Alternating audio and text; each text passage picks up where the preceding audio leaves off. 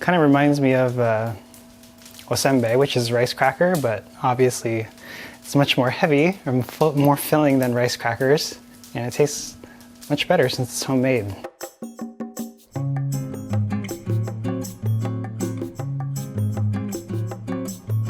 Hey guys, what's going on? Pat here again at All Day Eat Like a Shark, where I share my Japanese cooking videos once a week showing you how to make Japanese food. If this is your first time here, consider subscribing for more videos like this one.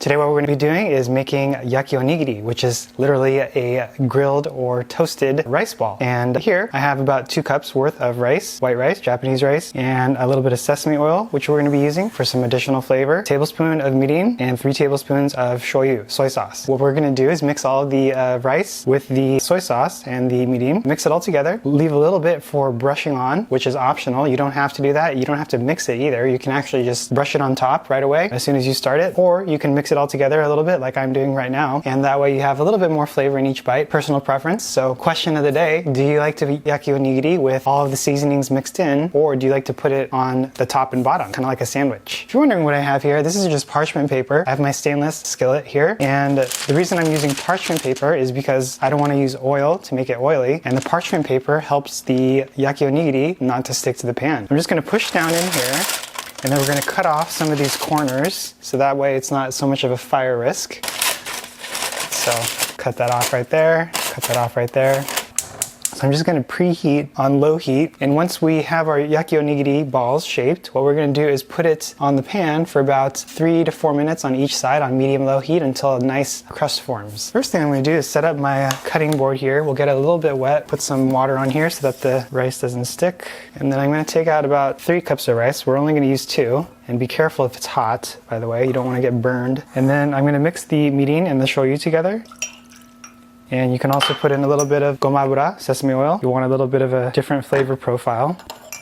And go ahead and mix in about 3 tablespoons worth, and we can save the rest for brushing. So 4 tablespoons of liquid total, 1 tablespoon of liquid for brushing if you want additional flavor. The hardest part about doing this, shaping the rice balls, the onigiri, if you've never done it before, might be a little bit of, might take some getting used to get it in the right shape. You can, if you don't want to use your hands, you can use some plastic wrap to protect your hands so that the rice doesn't stick to them. That's one way you can do it. Or if it's super hot, you might want to wait a little bit until it cools down slightly. So I'm just folding the shoyu mixture into the gohan, the rice, and then we're going to shape it into little balls. You can do a lot of different things with yakionigiri. You don't necessarily need to stick with just shoyu and mirin. You can do shiokoji, for example. You can do some corn. You can do shiso. You can do katsuobushi. You can do umeboshi, which is pickled plum. You can put some miso on there. It's pretty versatile. And if you don't eat it all, you can freeze it. It stores well in the freezer. Or you can make extra on purpose so that you can freeze it and you can enjoy it for a rainy day. All right, so I think that looks pretty good to go. I think my pan is getting nice and warm. So what we're going to do is we're going to go ahead and try to shape these. Keep your hands moist, but not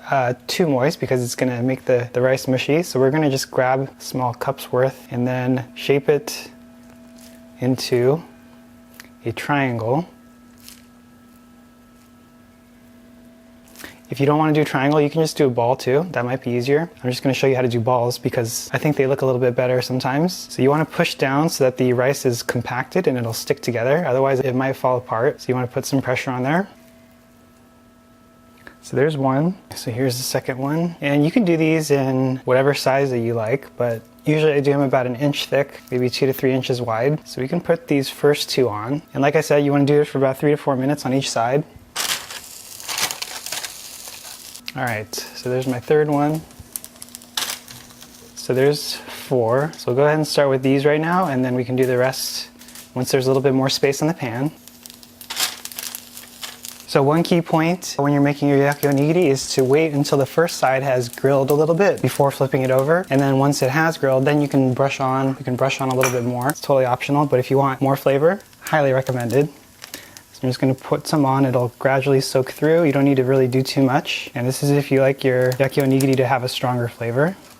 So I'm probably putting about like another teaspoon's worth into each rice ball. So just to show you what that looks like, close up.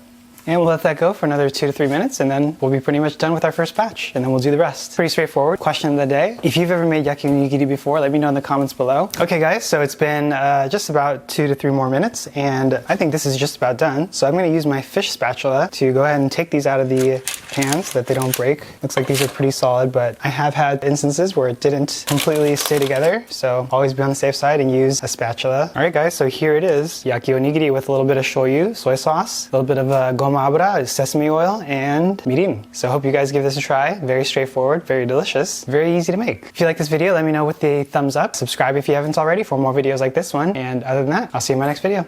Thanks for watching. See you later.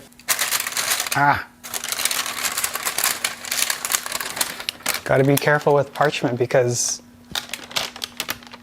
sometimes it'll dry out enough and it'll poke a hole.